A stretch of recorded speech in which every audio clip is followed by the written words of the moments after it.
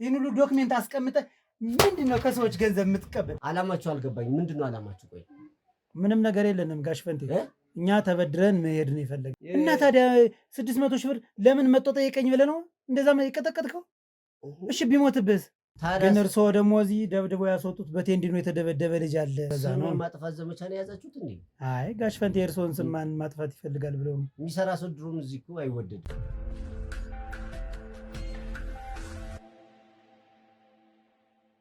ሰላም ጤና ይስጥልኝ ውድ የሀብቴ ሚዲያ ቤተሰቦች እንደምን አላችሁ? እኔ ሀብታሙ ነኝ። ዛሬ ደግሞ አንድ ግቢ ውስጥ እንገኛለን ማለት ነው። እዚህ ጋር የምታዩትን እህታችን እናታችን አንድ ከባድ ነገር ደርሶብኛል፣ ስለዚህ እባካችሁ ድረሱልኝ። እንግዲህ ከ2 ሳምንት በላይ ነው እንግዲህ 2 ሳምንት 1 ወር ራሱ ይሆናል ብዬ አስባለሁኝ መደወልና ቴሌግራም ላይ ቮይስ ማስቀመጥ ከጀመረች። እኛ ግን እንግዲህ ያው የብዙ ሰውን ችግር ለመፍታት ብዙ ቦታዎች ስለምንሄድ ጊዜ ስላልነበረን ለመድረስ አልቻልንም። ነገር ግን ዛሬ ተራዋ ደርሶ ወደ ግቢዋ ጎራ ብለናል ማለት ነው። እናታችን ልትነግረን የፈለገችው ምንድነው? ያጋጠማት ነገር ምንድነው? በምን አይነት መልኩ መፍታት እንችላለን የሚለውን ከእናታችን ጋር በመወያየት ወደ መፍትሄው የምንሄድ ይሆናል ማለት ነው። እናንተ ደግሞ ለዚህ ቻናል አዲስ የሆናችሁ በሙሉ ሰብስክራይብ በማድረግ የኔ ቤተሰብ ሁኑ ላለው ማለት ነው። የኔ ቤተሰብ የሆናችሁትና አብረን ያለነው በሙሉ ደግሞ ኮሜንት ሴክሽን ላይ የገባችሁ ሀሳብ አስተያየታችሁን አስቀምጡልኝ። በዚያው አጋጣሚ ዛሬ የምሰጣችሁ ቻሌንጅ አለኝ። ከየት ሀገር ሆናችሁ እንደምትከታተሉና ስሙን ብቻ በመጻፍ ያለውን ስታተሱን ማየት ስለምንፈልግ፣ ከየት ሀገር ይበዛል የሚለውን ነገር ማወቅም ስለምንፈልግ ከየት ሀገር እንዳላችሁ ኮሜንት ሴክሽን ላይ ጻፉልና እናየዋለን፣ እንመልስላችኋለን ማለት ነው። እስከ ፕሮግራማችን ፍጻሜ ድረስ አብራችሁን ቆዩ እላለሁ። እሺ እናቴ እንደምን አለሽ? እግዚአብሔር ይመስገን ሁሉ ሰላም። መልካም። ምንድን ነው እስቲ ልትነግሪኝ የፈለግሽው ነገር? በተወሰነ መልኩ ቴሌግራም ላይ አስቀምጠሽልኛል፣ ግን ለአድማጭ ተመልካች ደግሞ ግልጽ እንዲሆን ያጋጠመሽን ነገር ያለውን ነገርና መፍትሄ ወዴት መሄድ እንዳለብን እንድንወያይ ግለጭልን እስኪ። አዎ ይሄ ሀብቴ ሚዲያ በጣም ነበር መከታተለው እና ዩቲዩብ ላይ በጣም የብዙ ሰዎች ችግር ሲፈታበት ያለውና አልቅሰው ጠይቀው ሲደሰቱ ነው ማለት እና ያም ደግሞ አይቆይም እንደ ማንኛውም ጊዜ ወስዶ ሳይሆን በቃ በጣም ፐርፌክት እና ፈጣኖች እንደሆኑ ነው አየሁትና በጣም ነበር መከታተላችሁ እና በቃ እዚህ ጋር ለምን አልደውሉም እያልኩኝ ባዘው መደወል ከጀመርኩኝ ትንሽ ቆይቻለሁ እናንተ ጋር። አዎ ስደውልም አንዳንዴ አታነሱም። እውነት ስራ ስለሚበዛ አንዳንድ ቴሌግራም ላይ ያለው ሁላ አትመልሱልኝም ሁላና በቃ እነዚህ ሰዎች ስራ በዝቶባቸው ይሆናል። ያው መልክቴን አይታችሁታል፣ አልመለሳችሁልኝም እንጂ ማለት ነው። መልክቴን አይተውታል፣ ይመልሱልኛል። ስራ በዝቶባቸው ነው የሚሆነው። በቃ ይሄ ነገር በቃ አጧጥፈው ነው የያዙትና ለኔ ለዚህ ሁሉ ሰው ችግር ሲፈቱ እያየው የኔንስ ችግር መፍታት ያቀታቸዋል። እኔም ራሱ በጣም ተቸግሬ በቃ የት ሄጄ ማውራት እንደምችልና ለማማውራት እንዳለብኝ በምፈልግበት ሰዓት ነው ያንን ሚዲያ ያየሁትና ስላገኘኋችሁ ሚዲያውን በማግኘት በጣም ደስ ብሎኛል። በመጀመሪያ ደረጃ እኛም ደስ ብሎናል እና ዛሬ ላይ ደግሞ እቤቴ ድረስ መታችሁ ለችግሬ መፍትሄ ልታረጉልኝ እንደመጣችሁ ሳይ ደግሞ በቃ ወዲያው ነው በቃ ችግሬ እንደተቀረፈ አይነት ነገር ነው የታወቀኝ። በቃ ምንድነው እሱ አንተ ውስጥህን የምታወራው የሌለ ሰው ታውቃለህ እና በዛ ሰዓት ላይ ነው እናንተን ያገኘሁትና ዛሬ ደግሞ የውስጤን ለእናንተ ላውራ እና ውስጤ እንደው መፍትሄ እንኳን ባላገኝ ሰው የውስጡን የሚያወራለትና የሚያዳምጠው ሰው አግኝቶ ከተሰማለት የሆነ መፍትሄ ያገኛልና ወይ ውስጥ ነፃ ይሆናል፣ ትተኛለህ ቢያንስና ዛሬ እኔ ጋር ስለመጣችሁ ያቺ ቀን ደርሳ ደስ ብሎኛል። እሺ እናቴ እና በመጀመሪያ እኔ ጋር ልትመጣ ያሰብኩት የኔ በጣም ከባድ ነው። እውነቴን ነው የምልህ። እኔ ጎዳና ላይ ሊወጣ ስል ነው በቃ መፍትሄ ያጣሁበት ደረጃ ላይ ደርሼ ነው። እኔ ባላወቅኩበት ምክንያት ስንት ዓመት በኖርኩበትና ስንት ዓመት ህይወቴን በኖርኩበት ልጅ ባሳደግኩበት ቤት ውስጥ በቃ ለራሴ ተርፎ ለሰው ማደርግ ሰው እኔ ለራሴ ላጣና ጎዳና ላይ ሊወጣ ስል ነው እናንተን ያገኘኋችሁ። እና አንድ ወንድ ልጅ አለኝ ለአቅመ አዳም ደርሷል። እሱም እንደዚህ ያደርጋል ብዬ በማልገምተውና እውነት በቃ እንደዚህ ያደርጋል ብዬ በፍጹም አልጠበቅኩም የኔ ልጅ ማለት ነው። ከዛ ምን ሰማሁ መሰለህ በኋላ የሆነ ሰዓት ላይ ቁምሳጥን ሳስተካክል ነው ቁምሳጥንን ሳስተካክል ዶክሜንቶችም አሉ። ዶክሜንቶችን በየጊዜው ያወጣል። ምክንያቱም ቁም ሳጥን ነው ከኋላ በስቷ ይገባል የሆነ ነገር በቃ ዶክሜንቴን በጣም ነው የምከታተለው እና መሳቢያ ከፍቼ ዶክሜንቴን ቢያንስ በሳምንት በ2 ሳምንት በ3 ሳምንት ምናምን ማየት አለብኝ ግድ ነው በዛ ከተባለ በ3 ሳምንት ያለው ከዛ የሆነ ሰዓት ላይ በጣም አልተመቸኝም ለቅሶም ብዙም ነገር አጋጣሚ አልተመቸኝም ቤትም አልዋልኩም እና ከ3 ሳምንት ሊወልፊን ሲል ለምንድን ነው ልብሴ ባያስተካክልኩት ሳጥኔን ለምን ዶክሜንት አላስተካክልም ምን ሆኜ ነው ቼክ ያላረኩት ብዬ ውላ ከዛ የማታ ነው እየደከመኝ መሳቢያ ከፍቼ ቁም ሳጥኔን ዶክሜንት ስስብ ሁሉ ዶክሜንት አለ የቤት ካርታው የለም እንዴ ደነገጥኩኝ በቃ እንዴ በስመ አብ ወወልድ ወመንፈስ ቅዱስ ደነገጥኩኝ በጣም ማለት ነው ከዛ እውነትም ሳይ ሌላም ዶክሜንት አለ እዛ ውስጥም ሳይ ሌላ ውስጥ አላረገውም እርግጠኛ ነኝ እዚህ ውስጥ ነው ብቻ ለማንኛውም ብዬ ሌላም ስከፍት የለም ስከፍት ከዛ ልጄን ጠየቅኩት ምንድነው የምታወሪው ምናምን ነገር ይለኛል እንዴ ዶክሜንቱ የት ሄደ የቤት ካርታው የት ሄደ ከዚህ ውስጥ ወጥቶ የማያውቀው ዛሬ ምን ተገኘ ከየት ለምን ወጣ ይሄ መሳቢያ ሲጀምር ማን ከፍቶት ሲያውቃል ቁልፍ አይደለ እንዴ ካንተ ውጪ እኔ እናንተ ብቻ ነን የዚህን ዶክሜንት ቦታ የምናውቀው አልኩት ማለት ነው ምክንያቱም እውነትም ከኔና ከሱ ውጪ ማንም አያውቅም ቁልፍም ከኔና ከሱ ውጪ ማንም የለውም ከዛ እሱም የራሱን ዶክሜንት የትምህርት ቤት ማስረጃዎች ምናምን ስላሉት ነው እዛ ውስጥ ቁልፍ የሰጠሁት እንጂ ለሱ ራሱ እኔ መስጠት ፈቃደኛ አልነበርኩም በዛ ሰዓት ሲሰጠው ማለት ነው ግን የትምህርት ዶክሜንቱ እኔ ጋር እናቱ ጋር ካልተቀመጠ ማንም ጋር ሊቀመጥ አይችልም ብዬ አብሬ ያስቀመጥኩትና ሰጠሁት ቁልፉን በምትፈልግበት ሰዓት እኔ በሌለው ሰዓት ዶክሜንት ስትፈልግ ይሄው ቁልፍ ብዬ ለሱ አንድ ለራሴ አንድ ቁሳጥ ነው የመሳቢያውን ሰጠሁትና ወሰድን ማለት ነው ከአንተ ውጭ ማንም ይሄ መሳቢያ የሚከፍት የለም እንዲህ ዶክሜንቱ የት ሄደ ብዬ ላውራ ነው ማንም ምንም የሚያደርገው ነገር የለም ለዚህ ብሎ ሰው አይገባም ቢገባ እንኳን ቢያንስ ተሰብሮ ነው እንጂ ሰው የሚገባው እንዴት ቁልፍ ሳያገኙ በቁልፍ ተከፍቶ ነው በቁልፍ አልተሰበረ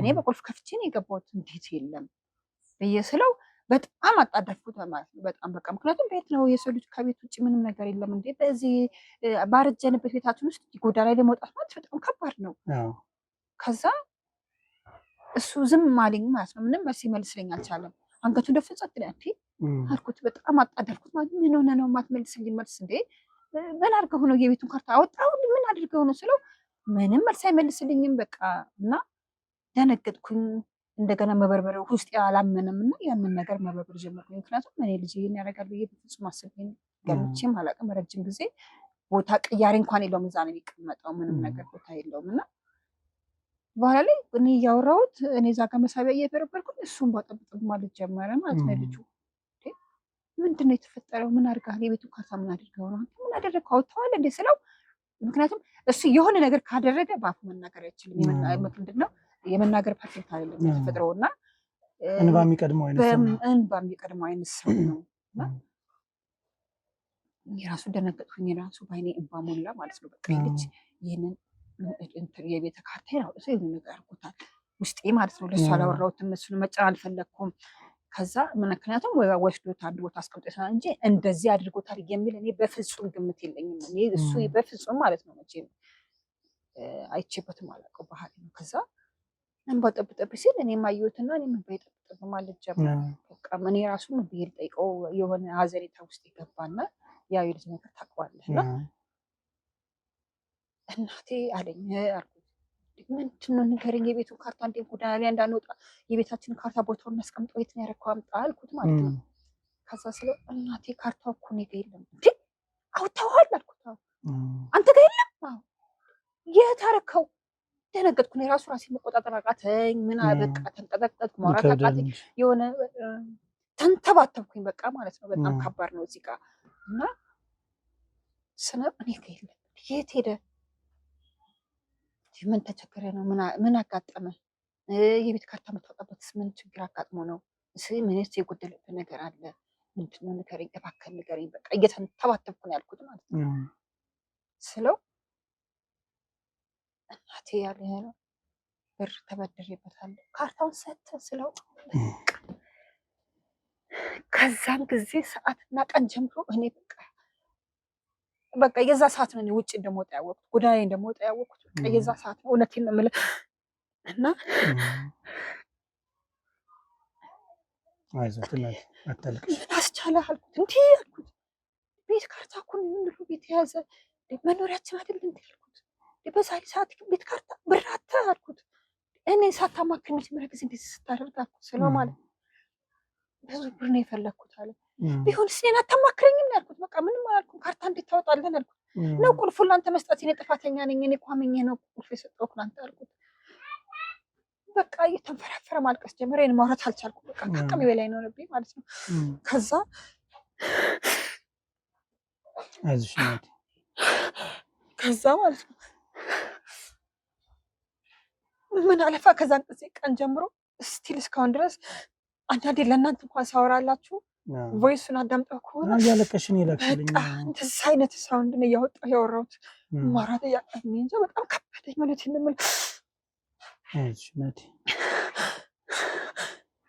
ምን ለኔ የምታማክረኝ ቢያንስ የቻልኩትን እሰጥሃለሁ ያልቻልኩትን ነገር እናደርጋለን። እንዴት የቤት ካርታ ይያዛል? ምን ሆነክ ነው? ይሄን ያክል ምን የቤት ካርታ ለምን ስራ ብሎ ነው የተበደረው?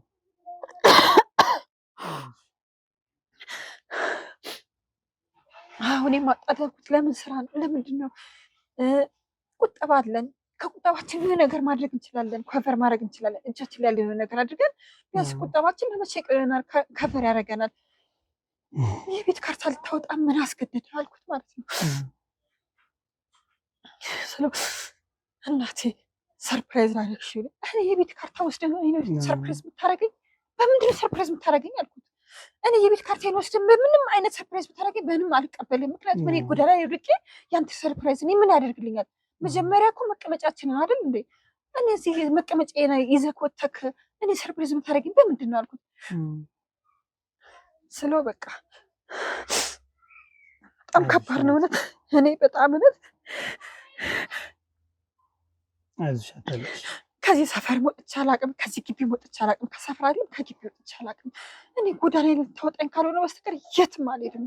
ሆነ አይነ እያየ እውነት አልኩት። በቃ የት ነው አሁን የተበደረበት? የት ቦታ ነው? እኔ ቦታውን አይደለም የነገረኝና ለእንደዚህ ሰውዬ አራጣ የሚያበድር ሰው አግኝቼ እንዲያበድር አራጣ፣ ጭራሽ አራጣ። እሱ ራሱ ወንጀል እንደሆነ አታውቅም አልኩት። እኔ የፈለገ ነገር ይሁን የፈለገ ነገር ለምን አትታሰራት ብየዋለሁ። ሚዲያ ላይ ነው የምናገረው። አራጣ ማበደር ራሱ ወንጀል ነው። እንዴት በአፍ ሙሉ አራጣ ትላለህ? በቤት ካርታ እናገራለሁ። ታሰር፣ የፈለግከውን ነገር አድርግ።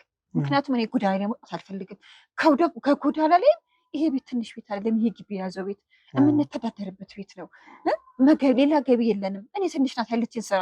በዛሬ ኑሮ ውድነት የኔ ስራ ዘይት አይገዛም። የምንተዳደረው በዚህ በቤት ኪራይ ነው። ስለዚህ እኔ አንተን ወንጀለኛ አድርጌ አራጣ ተበድሯል ብዬ ካርታዬን ማስመለስ ነው አልኩት። በቃ ምንም በቃ የማያቸው ሚዲያ ላይ የማያቸው ነገሮች ሁሉ አንድ ነገር አይቀሩኝም ያልኩት። በቃ አጋጣሚ ስከፍት ደግሞ የእናንተን ነው ያገኙት። አጋጣሚ ደግሞ የእናንተን ሳገኝ ደግሞ ቶሎ ብላችሁ ለሰው መፍትሄ የምሰጥ አይነት ነው እያየሁ የነበረው እና በቃ ዳይሬክት ወዴትም አልሄድኩም። ለእናንተ ነው። አንዳንዴ ስልክ ደውላለሁ፣ አንዳንዴ እያለቀስኩላ ቮይስ አለኝ እና ቢያንስ ይችን በይን እንኳን የሆነ ነገር ያደርጉልኛል ብዬ ነው ወደ እናንተ የመጣሁት እና ስለዚህ አሁን እንግዲህ የተበደረ ከአራጣ አበዳሪ ነው አይደል? ከአራጣ አበዳሪ ተበድሯል። ገንዘብ ምን ያህል እንደሆነ ነግሮሻል? አልገለጸልኝም። በጣም ጥሩ።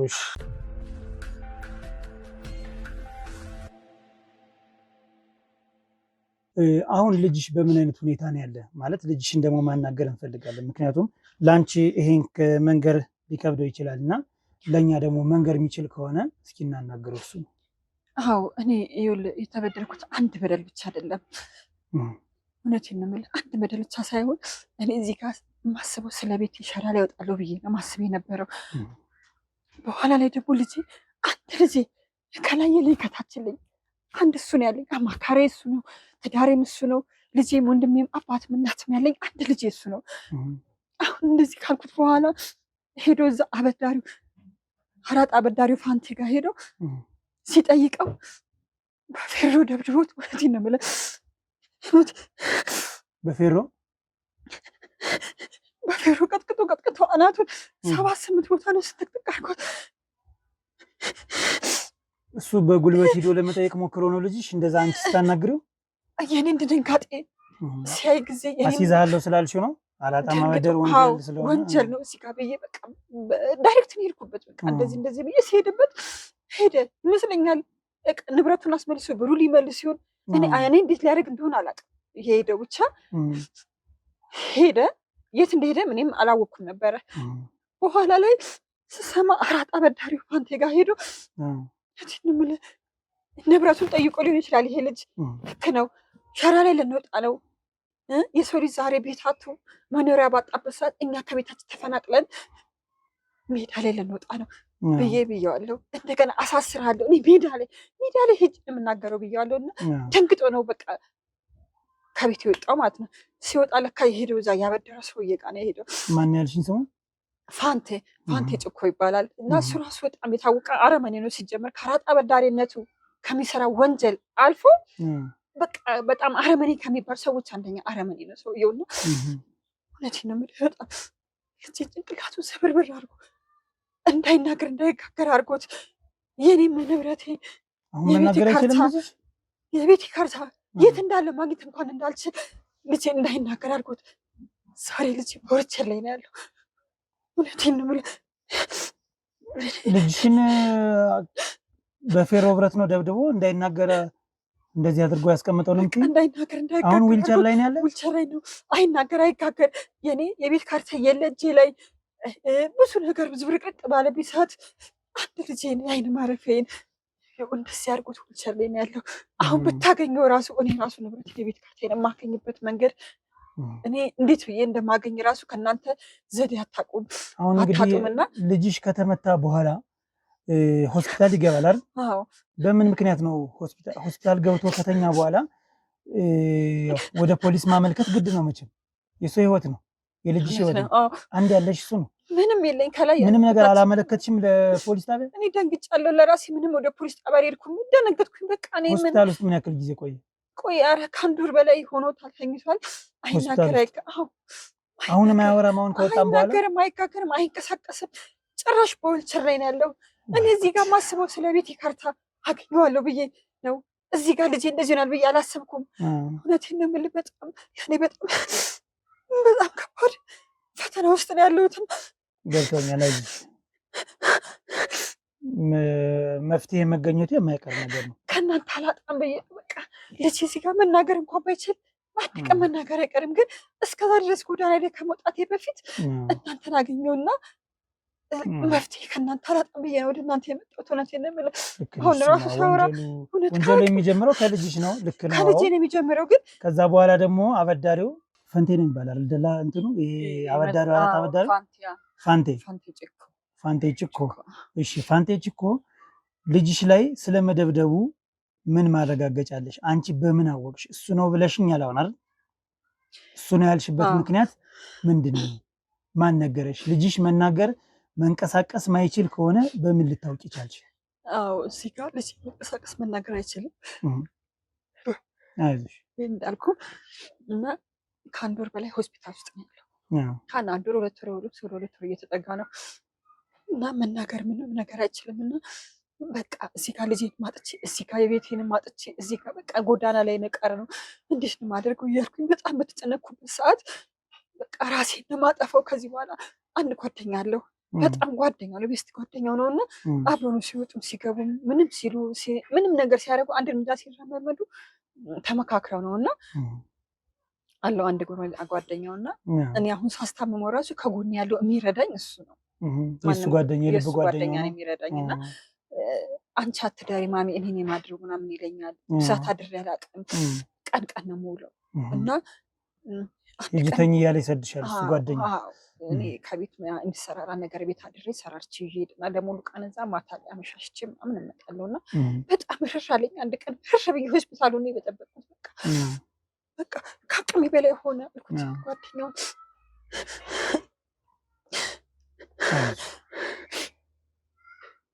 ከዛ ስለው እኔ በቃ አንተም ልጄ ነህ እሱም ልጄ ነው፣ አንተን ከሱ እንደማለይ ታውቃለህ።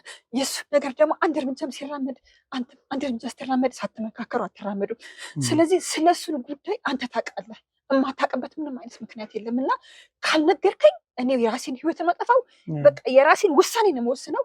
ትነግረኛለህ አትነግረኝም፣ በቃ ውሳኔ ነው የምወስነው። የመጨረሻ ደረጃ ላይ ደርሻለሁ አልኩት። በቃ ከአቅሜ በላይ ሆነ። ምክንያቱም እዚህ ጋር ሰው እያስታመምኩ ነው፣ እዚህ ጋር ቤቴ ላጣ ነው፣ እዚህ ጋር ልጄ ላጣ ነው፣ በጣም ብዙ ነገር እዚህ ጋር ልጄ በቃ ምንም አለ ከማይባል ሰዎች መካከል አንዱ ሆኗል።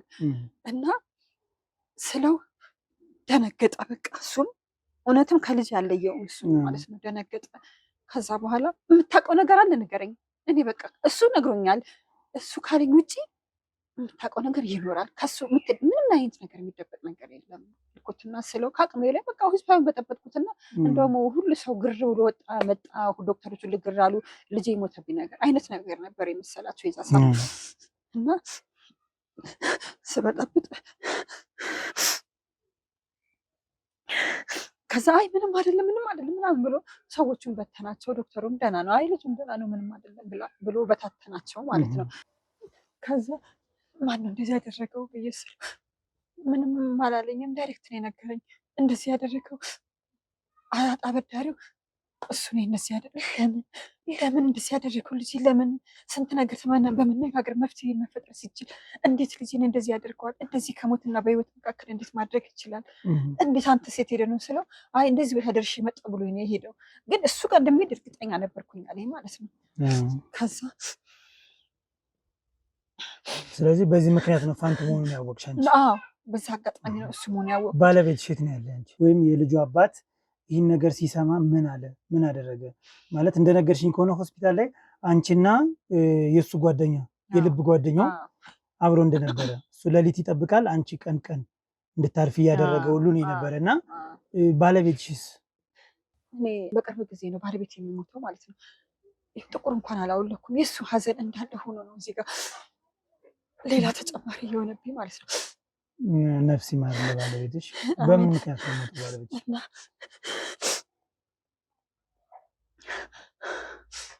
በዚህ አጋጣሚ የእሱ መጥፎ የሆኑ ወንድሞች አሉት። እኔ የወንድም መጥፎ የእናት አባት ልጅ መጥፎ በእሱ ነው ያየሁት። እውነቴን ነው የምልህ። የባል ዘመድ በአይነ አምር ከሚባለው አንዱ ቤተሰቦች የሚኖሩ እነሱ ናቸው። እውነቴን ነው የምልህ። በእኛ በብዙ ነገር እኛ ከነሱ የተሻለ ምንም ነገር ኑሮ አንኖርም። ከነሱ የተሻለ ገቢ የለንም።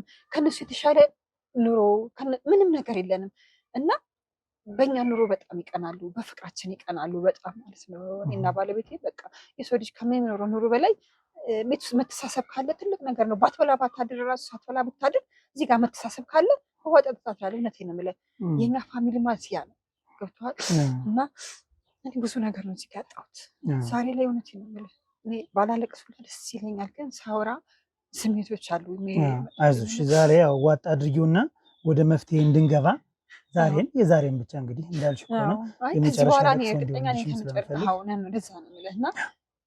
እና መጥፎች ናቸው እና ቤታቸው እነሱ ጥሩ አይደለም፣ የሚኖሩበት ህይወት ጥሩ አይደለም። ገቢ ሳያንሳቸው ሰላም የለም ቤታቸው። ጠዋት ማታ ጭቅጭቅ ነው። ይሄ ወጣ የወረደ ቤተሰብ ውስጥ ብዙ አይነት ነገር አለና እነሱ ላይ ያ ነገር እኛ ቤት ላይ የለም። እኛ ጋር ያለው ፍቅር ነው። ተመካክረን ተሳስቀን ትንሽ ትልቁና በቃ የመጣውን ተቀብለን በቃ መሸኘት አይነት ቤተሰብ የኛ ቤተሰብ ያለን እና እውነቴን ነው የምልህ። እኔ ባለቤቴን ባጣሁበት ሰዓት ላይ ይሄ ነገር መደገሙ በጣም ከበደኝና እውነት እና ቤተሰቦች የእሱ ቤተሰቦች ናቸው እሱን ራሱ በደብተራ በመድኃኒት አድርገው እሱን ራሱ ዛሬ ሚዲያ ላይ እንዳወጣ እድሉን በማግኘት ዛሬ ደስተኛ ነኝ። እውነቴን ነው የምልህ።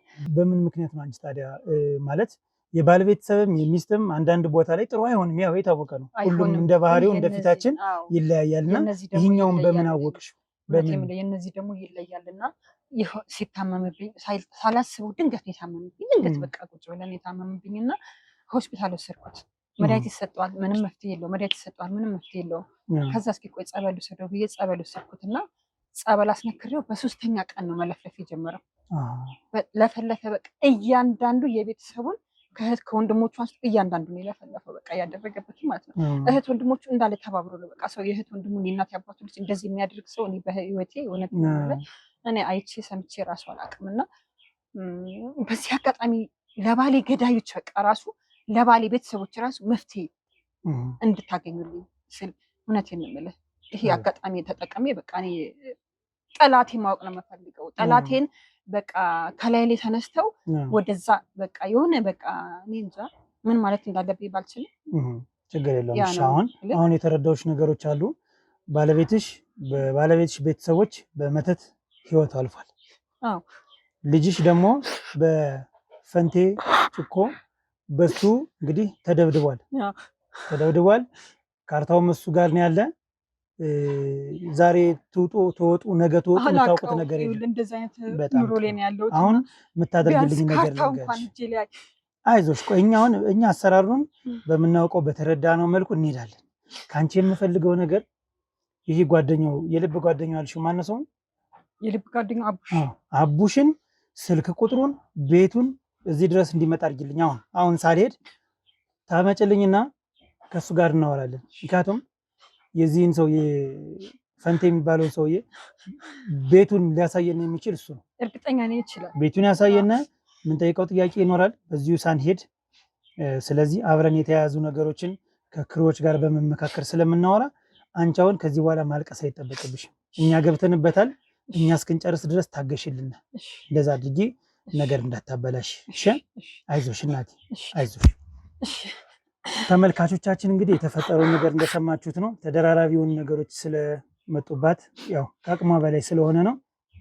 ያንን ለማገዝ ከክሮች ጋር በመነጋገር እንግዲህ ተሰብስበን መሄድ ወደየት እንዳለብን ተነጋግረን የምናሳውቃቸው ይሆናል። አብራችሁን ቆዩ።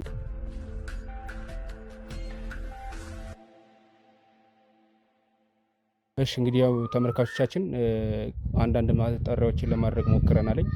ማጣሪያዎቹ ምንድናቸው?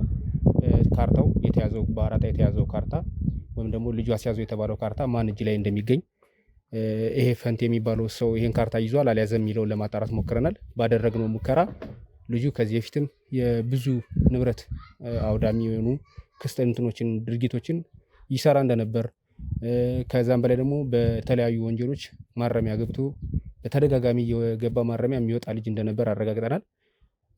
ካርታው እጁ ላይ መሆኑንም ወይም ደግሞ ለእሱ እንደሰጠው ማረጋገጫዎችን ከልጁ ጓደኛ ከአቡሽ አግኝተን እሱንም ለማውራት ሞክረናል። ብዙ ማጣራቶችን አድርገናል። ተመልካቾቻችን በዚህ አጋጣሚ እንድትረዱልን የምንፈልገው ነገር ምንድን ነው? ይሄ የአራጣ ብድር የሚባል ነገር ጊዜያዊ ችግር መፍቻ ሊሆን ይችላል። ነገር ግን በዘላቂነት ችግሮቻችን ወይም ደግሞ ያሰብነውን ነገር ለማሳካት በዘላቂነት የሚሆን አይደለም። ምክንያቱም እንደያየነው እንዳለው ከጥቅሙ ጉዳቱ ነው የሚያመዝነው። በትንሽ ብር የምናስይዘው ነገር ነገ ሌላ የማንወጣበት ችግር የሚከተን። አሁንም እንዳየነው ልጁ ዊልቸር ላይ መንቀሳቀስም ማውራትም አይችልም። ዊልቸር ላይ ነው ያለው።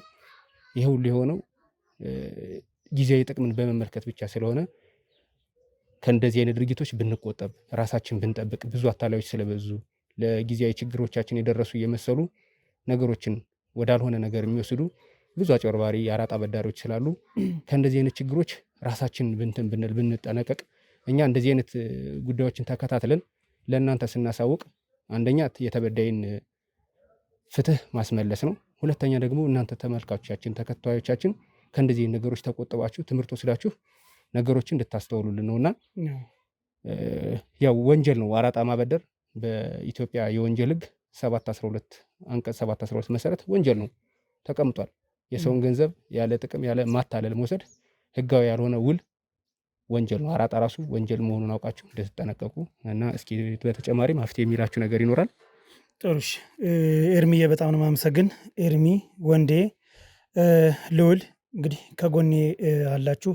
በምንም አይነት በምንይዘው ኬዝ እየተባበርን እየሰራ እንገኛለን ማለት ነው። ይሄ ደግሞ በጣም ጥሩ ነገር ነው። ህብረት ስንፈጥር አንደኛ የእኛም ሴፍቲ ይረጋገጣል፣ ደህንነታችን ይረጋገጣል። በዛ ላይ ስራዎችን ለማቃለልና ፍጥነት ይኖረናል። ሁላችንም ኤክስፔሪንስ ስላለና ማለት ነው። ልምዱ ካለና ወደ መፍትሄው ቶሎ ቶሎ የምንሄድበት ነገር ይመቻቻል። እሱንም እንሰራለን ማለት ነው። እንግዲህ ይህን ሰውዬ በዚህ አራጣ በማበደሩ ብቻ የሚያስጠይቀው ከሆነ ቀጣዩም በዚህ መደራደሪያ እናደርገዋለን ብዬ ተስፋ አደርጋለሁኝ። በዛ ላይ እንግዲህ ዝም ብለን ገብተን አፋጠን ከምንጠይቅ ልንበደር እንደሆነ መንገርና ካሜራውን በደረት የሚያዝ ካሜራ ይዘን ገብተን ማውራት የተሻለ ነው ብዬ አስባለሁኝ ማለት ነው። እሱን አስተካክለን ወደ ከቤቱ አቅራቢያ እንገኛለን። ወደ ውስጥ ገብተን እናናግረውና ፈቃደኛ ከሆነ ለመበደር ስለምንፈልግ ካርታ ይዘናውን መምጣት እንችላለን፣ ያለውን ነገር ንገረን እንበለው። አይ ካለ ደግሞ በጉልበትም ቢሆን በምንም ነገር ተጠቅመን ያው መፍትሄ ማግኘት አለብን ማለት ነው። እናቲቱ በጣም እያለቀሰች ነው፣ አይኗ አብጧል።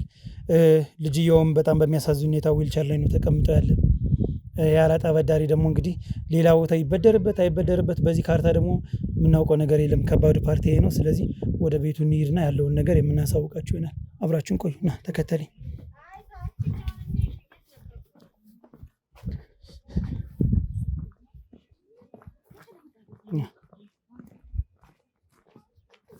እሺ እዚህ ጋር ወንበሩ ላይ ስለደረሰ ካሜራውን አውጥተኝና በትከሻ የሚሆነውን አድርገን በሱ እንግባ።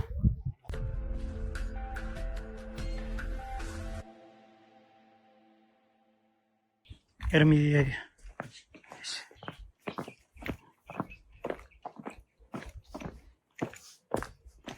ጋሻ ራጣ በዳሪው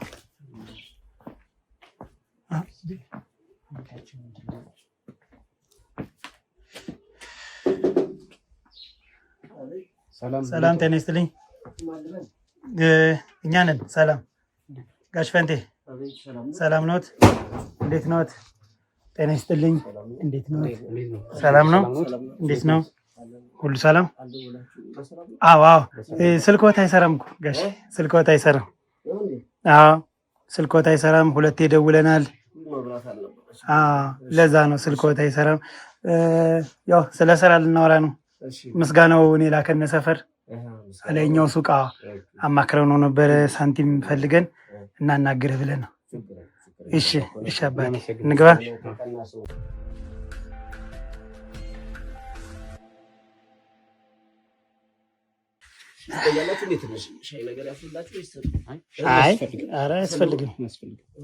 አያስፈልግም። ሰላም ነው? እንዴት ነው? ሰላም ነው? ሁሉ ሰላም? እንዴት ነው? ሁሉ ሰላም? እግዚአብሔር የተመሰገነ ይሁን።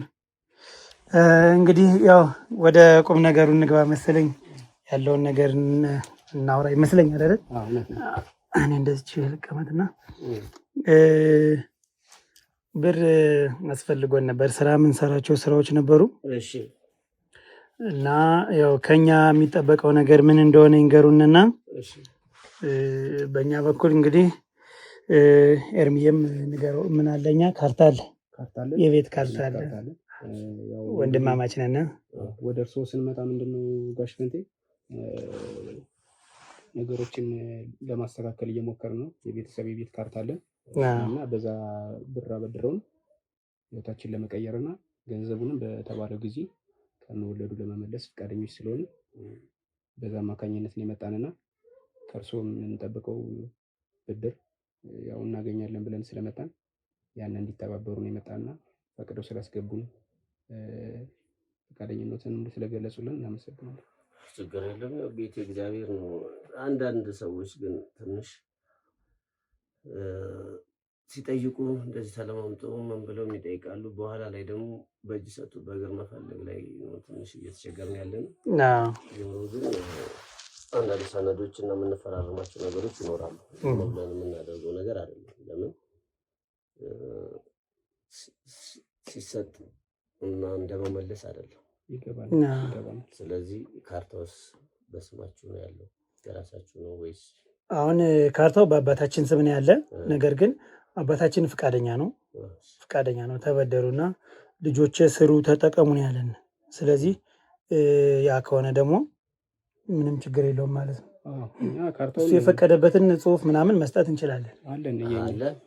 ስለዚህ እሳቸው መምጣት ይችላሉ። እሳቸው እንኳን አሁን መምጣት አይችሉም፣ ግን በስልክም ማገናኘት እንችላለን። ደብዳቤ መጻፍ ይችላሉ። እንደዛ ከሆነ በውል ይሻላል ብለን ነው። አሁን ትልቁ አንዳንዱ ጋር ምንድነው ኖርማል ካርታውን ይዘው ይመጣሉ። ቤተሰብ ያልፈቀደ ሊኖር ይችላል እና ያ ነገሮች ትንሽ አሁን እዚህ ጋር የምታያቸው አሉ። እነኚህ ዳለ የተዋዋል ናቸው እና እኛም ቺቺ ውሏን ትሞላላችሁ። በዚህ አግባብ ነው የሚሄደው። ግን ከዛ በፊት ብዙ መነጋገር ያለብን ነገሮች አሉ። አሁን አንዳንዱ ዝም ብሎ አየር ላይ እንዲሆንለት ይፈልጋል። እኛ እንደዛ እንሰራ። ምክንያቱም እኛም ተጠቃሚ መሆን መቻል አለብን። እናንተም ደግሞ ለችግራችሁ መድረስ መቻል አለብን። ስለዚህ ከዚህ አንጻር አርቀን ነው እናንተም ጋር ቀር ያለ እኛም ጋር አለ። እንደምታየው ይሄው መፈራረም ያለው መፈራረሚያዎች አሉ። እንዴት ነው ፐርሰንቱ ይቀንስልናል? ትንሽ የተወሰነ ነው እንዴት ነው አቶ ፈንቴ? በአሁኑ ሰዓት ደግሞ ስለ ፐርሰንት ሰው ሰርቶ ከተለወጠ የተሻለ ነገር ከሰራ እኮ ያን ፐርሰንት ያን ያህል እኮ አይደለም፣ ብዙ እኮ አይደለም። እውነት ነው። አሁን እኛ ስለዚህ በ6 ወር ውስጥ ነው የሚመለሰው ማለት ነው።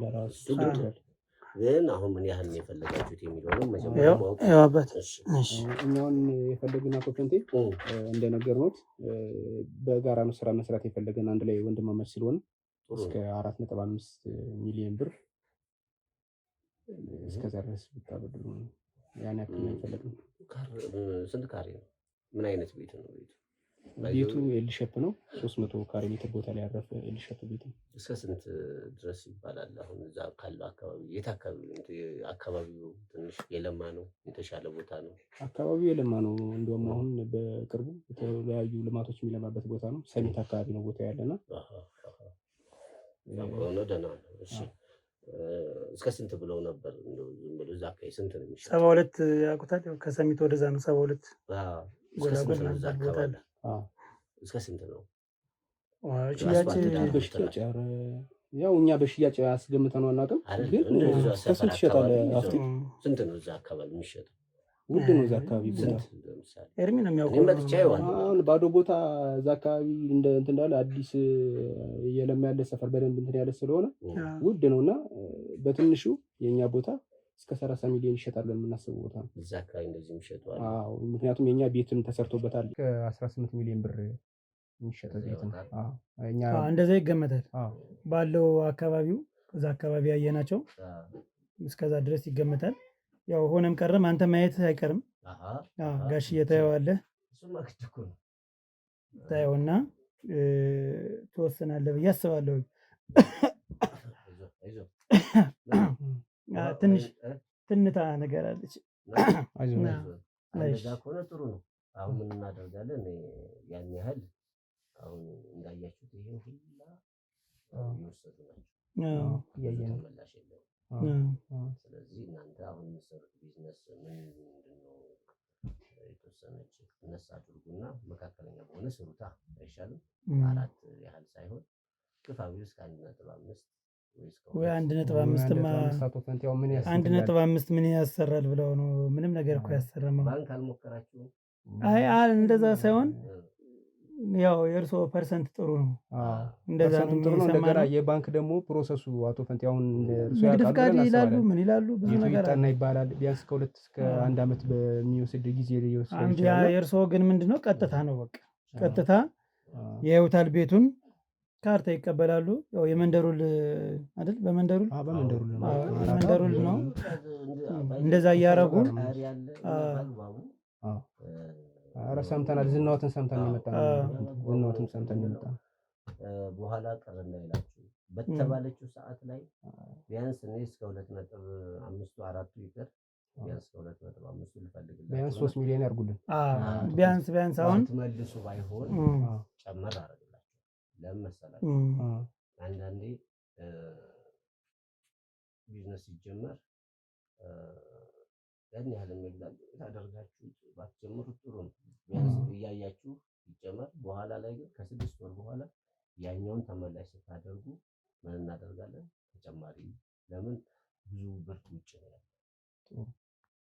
አሁን እኛ ጋር ያለው በጣም ሊሸጡ የሚችሉ ቤቶች ነው ያሉት። ምክንያቱም አንዳንዶቹ ምን ማድረግ አልቻሉም፣ መክፈል አልቻሉም። ስለዚህ እናንተም ሌላ ችግር ውስጥ ከመውደቃችሁ በፊት በአቅማችሁ ልክ ውሰዱና ውጤት እያመጣችሁበት ስትሄዱ ተጋግዘን ሊጨምርላችሁ ሞክረው። አፍቴ በጣም ይሁን። ስለዚህ እስከ 3 ያርጉልን፣ በቃና 3 ያርጉልን። 500 ሺህ ምክንያቱም አሁን 3 ሚሊዮን ይሁን። ብሩም ወድቋል እያየው ነው። እኛም ታማኝ ነን፣ በጊዜው ነው የምንመልሰው። እንደሚያስፈልግ ባንታመንም ያው እንትኑን ስለሚይዙት ካርታው ስለሚያዝ ለካርታችን ስንል ለራሳችን ለካርታችን ስንል በጊዜው ለመመለስ ስለምንሞክረው፣ ስለዚህ እስከ 3 ሚሊዮን ብር ያበድሩን። እንደዛ ይሻላል። በቃ ካላችሁ ደግሞ የሚሆነው ያው አባታችሁ ማግኘት አለ። በሱ ምንም ችግር የለውም፣ ምንም ችግር የለውም። እሱ ምንም አያሳስብም አባቴ። እናንተም ያሉትን ዶክመንቶች ካርታም አመጣናል። ካርታው መኪና ውስጥ አለ። ግን አንድ እንትን የምንለው ምንድነው? እሺ እንሄዳለን፣ በአካል እንሄዳለን። ያው ከዚህ በፊት የነበረው አሰራርም ከሆነ ችግር የለም። እርስዎ የሚያውቁተኛ እንግዲህ እና አዲስ ተበዳሪ ስለሆነ የምናውቀው ነገር የለምና ያሉትን ኤክስፔሪየንስ ቢነግሩን ከዚህ በፊት ያበደሯቸውን ሰዎች ኤክስፔሪየንስ ቢነግሩንና ማለት ልምዳቸውን ቢነግሩን አቶ ፈንቲ እንዴት ነው እስኪ ከዚህ በፊት የሚያበድሩበት መንገድ እንዴት እንደሆነ ያጫውቱን።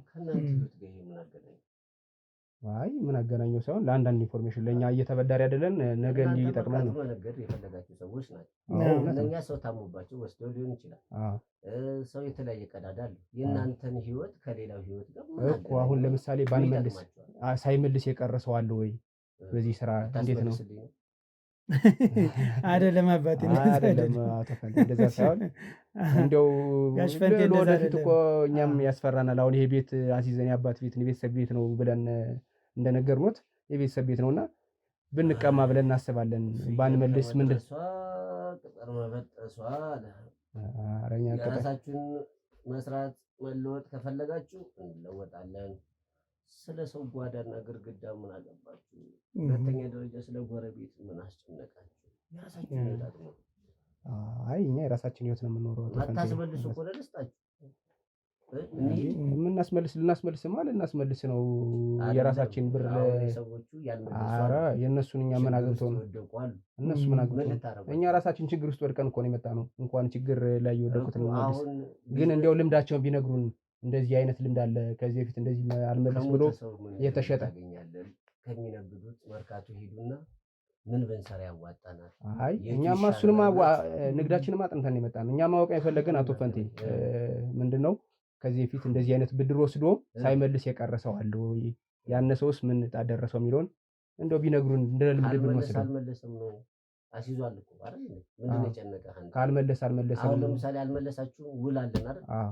ከተዋዋልን ከተነጋገርን በኋላ 6 ወሯ ስትደርስ ቤቶች ሽጠን ብር ነው የምንሰጥ። ቤቶች ሽጠን ብር ነው የምንሰጥ። እሱን ነው ማወቅ የፈለግን እኛ አቶ ፈንቲ። ትርፌ ምንድነው? ጥቅሜ ምንድነው? ነው እርስዎ ነው የሚሸጡት ማለት ነው። እሱ እንዲያስረዱን እኮ ነው። ላልመለሰ ሰው ቤቱ ተሽጦ ወስዳለሁ ነው ጋሽ ፈንቲ። ይሄን ብር ብንሰራበት ስንት ትርፋማ እንሆናለን። እናንተ እንድትለወጡበት ተሰጣችሁ አይደል? ማግኘት ያለበት ነገር እንዳገኝ ነው አይደል? እውነት ነው። ግን ካጉላላችሁ ካንከራታታችሁ ምንድነው እናደርጋለን? ኧረ እሱ ደግ ሰው ነው። እውነት ነው። በዚህ ጊዜ ብር እውነት ነው። ባንክም ቢሆን ይሸጣል። ሸጦ ይሄ ባለፈው የተበደርከው ነበረ ሰጠው አሁን ይችኝትን ደግሞ ትርፌ ነሽ ሊልህ ነው። አይ እውነት ነው። ልክ ነው እኮ ግን ደግሞ አቶ ፈንቲ አሁን እኛ ምንድነው እርስዎ ደግኖት ያበድራሉ ልክ ነው። ግን እኛ ማወቅ የፈለግን ምንድነው እንደነገርኖት የቤተሰብ ቤት ነው አባታችን አስፈቅደን ይመጣልና እንደው ባንመልስ ብሩን ባንመልስ በተባለው ጊዜ ቤታችን ተሽጦ ብሩን ነው የሚወስዱት። እርዳታ ድርጅት ነው እንዳትፋልኩ። አይ እሱም አይደለም እሱም አይደለም። ምን ማለት ነው? ያው ተመላሽ ቢሆንም እንደ እርዳታ እኮ ወንድም ብሏል። አንዴ ንግድ ፍቃድ አንዴ ይሄን ብዬ ከምን መቼም ይረዱናል። ጋሽ ፈንቲ ይረዱናል። ያንተ ይሻላል ብላችሁ አይደል? እውነት ነው። እሱማ ብለናል። ግን እኔም ደግሞ ላቤን ጠፍ አድርጌ ለእናንተ መሰጠው ለማግኘት ነው አይደል? እንደው እንደሚወጡ ወጣቶችም ስለሆን እኛ ተሳስተን እንደው ነገሮችን ምን አንዳንዴ እንደዛ እኮ ሳይሆን እየቀለዳችሁ መሰለኝ። ኧረ እየቀለድን እንደዛ አይደለም። ካርታውን ማየት ከፈለጉ አሁን ያምጣልዎትና ይዩት። ካርታውን መኪና ውስጥ ዲዛይን እሺ። ሌላ ካርታና ኮፒ ያስፈልጋል ነው? ዝም ብዬ ካርታውን ላምጣው? ራሱን ኦሪጂናሉን ላምጣው? ስለዚህ አይ ኮፒ ላድርገው ካርታውን ነው? ዝም ብዬ ራሱን ኦሪጂናሉን ላምጣው? እኔ ኦሪጂናል ነው የምፈልገው። እሺ ኮፒ ማኮን ለመቶ ሰው አታበድርበት ነው። እሺ ተለበልሽ እና ደግሞ በጋራ እንሄዳለን። እሺ ወደ ቤቱ ነው የሚኬደው? ቤቱ ማየት አለ። ሳላይማ አይሆን። ለምሳሌ ይሄ ቤት ፈርሶስ ቢሆን ይሄ ቤት በአሁኑ ሰዓት ላይ ባይኖርስ ካርታውንም ደግሞ የሚመለከተው አካል ጋር ቼክ አድርገን ነው የሚሰጠው እንጂ አሁን አየር መየር የሚሆን ነገር ዞሮ ዙሪያ እርስዎ ለክራይቴሪያውን እንዲያሟላ ነው እንጂ አባታችን ፈቀደ አልፈቀደም መቼም ጉዳይ የሚሰጥ አይመስለኝም። እኛ ቢፈቅድም ባይፈቅድም ከኛ ህይወት ጋር ይገናኝ። ኦልሬዲ ዶክመንቱን ፋይሉ ከያዝን ያዝን። እኔም ወንድሜ እስኪወጣ ጠብቄ ያወራው ጋሽ ፈንቲ ለዛ ነው። ሀሳብ ቢቀይር ይችላል። የሰው ልጅ አልሞተም። አዎ እሱማ ልክ ነው። መሀል ላይ ለምሳሌ አይሆንም ቢላችሁ እናንተ ብሩን ወስዳችኋል እኔ አልፈቀድኩም ቢል እሱንም ከቻልን እናስፈርማለን። ካልሆነ ዶክመንት ፋይሎቹ ላይ እናንተ ትፈርማላችሁ። ምስክሮችን እንጠራለን። ያው ባህላዊ መንገድ ነው ይሄ። ማግኘት ያለባችሁን ነገር አይናችሁ እያየ ሰጣችኋለሁ። በጊዜዋ ከመለሳችሁ መለሳችሁ፣ ካልመለሳችሁ ደግሞ እኛም እንግዲህ ኤንጂኦ የእርዳታ ድርጅት አይደለም። ዝም ብለን ከመሬት ቆፍረን ያወጣነው ብር አይደለም። ይሄን ያህል ብር መስጠት ማለት ትልልቅ ድርጅት እንኳን እና ባንክ ራሱ ስንት ቦታ መጥተው ቼክ አድርገው ቤቱን አይተው ሌጋሊቲውን አረጋግጠው ነው እንትን። ስለዚህ አሁን ይሄ ወንድምህን የተናገረው እኔ ደስ አላለኝም። ባይመለስስ እንዲያው ለጠቅላላ እውቀት ፈልጎት ነው እንጂ እኔ እንኳን ልምዱ አለኝ።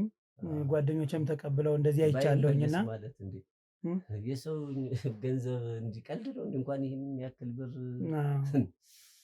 እሱስ ልክ ነው። ደም ያፈስሳል። እንደዚህ የሚባል ነገር የለም። እኛም መሄድ ባለብን ርቀት አቃቢ ሕጎች አሉን፣ የተሻለ አካላት አለን። መሄድ ባለብን ርቀት ሄደን ችግሮች ኮዳኛው ፈታ። ስለዚህ ምንም ችግር የለውም። ዞሮውን ካርታውን ኤርሚ ካመጣው በቀጥታ ውል መውሰድ እንችላለን። ዛሬ ውል እንወስዳለን፣ እንፈራረምና ያለውን ነገር ከያዝን በኋላ ብሩንም ሰጣችሁ ወይ ትራንስፈርን ማስደረግላችሁ ቤቱን ሄጄ በአካል ጎብኝቼ አይቼ ቪዲዮ ጭምር ወስዳለሁ። ጥሩ። ያው ጥንቃቄው ጥሩ ነው፣ መልካም ነው መሆን ያለበት እንደዛ ስለሆነ። ምክንያቱም አንዳንዱ ቤተሰብ ሳይፈቅድለት ይመጣና ሌላ ጦስ ውስጥ ይከተናል። እኛም ደግሞ ማግኘት ያለብን ነገር እስከ ማግኘት ስለምንፈልግ አውጣጭኝ የሚባል ነገር የለም። ዳይሬክት ያለውን ነገር እንረከባለን፣ ያለውን ነገር እንጨርሳለን። ጥሩ።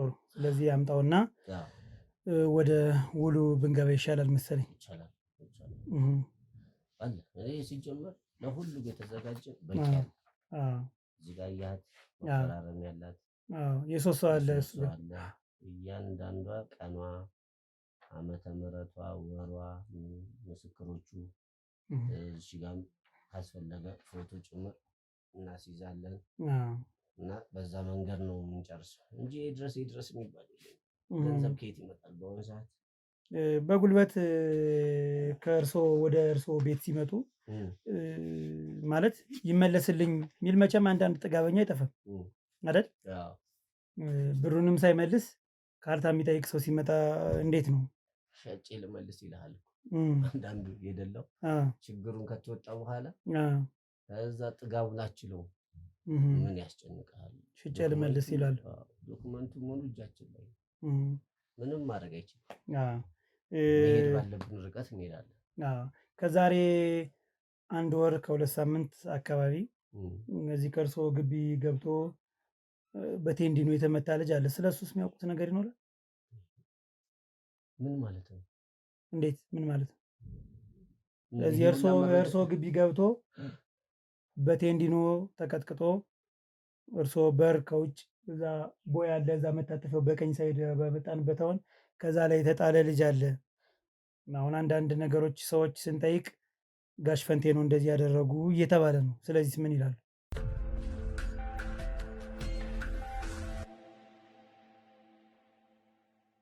ምን ያገናኘዋል የልጁ ህይወት ካንተ ጋር? አይ ምንም አያገናኘውም፣ ግን ወንድሜ የደነገጠ ይችን ወሬ ስለሰማ ነው። ለዛ ነው ማጥፋት ዘመቻ ነው የያዛችሁት እንዴ? አይ ጋሽ ፈንቴ እርሶን ስማን ማጥፋት ይፈልጋል ብለው የሚሰራ ሰው ድሮም እዚህ እኮ አይወደድም። ልንበደር እኮ ነው የመጣው። ለችግር አይደል የመጣችሁት? አዎ ተቸግረን ነው። ችግራችሁን ነው እንጂ መናገር ያለባችሁ ስለሌላው ነገር ምን አገባችሁ እኮ። ያው እዚህ ብቻ ተደብድቦ ቦይ ውስጥ የተጣለ ልጅ አለ እና ከእናንተ ህይወት ጋር ምን አገናኘው? ያገናኘዋል እንጂ እሱም እኮ የፈራ እኮ ነገስ እኔ እንደዚህ ቢያደርጉኝ ብሎ ነው።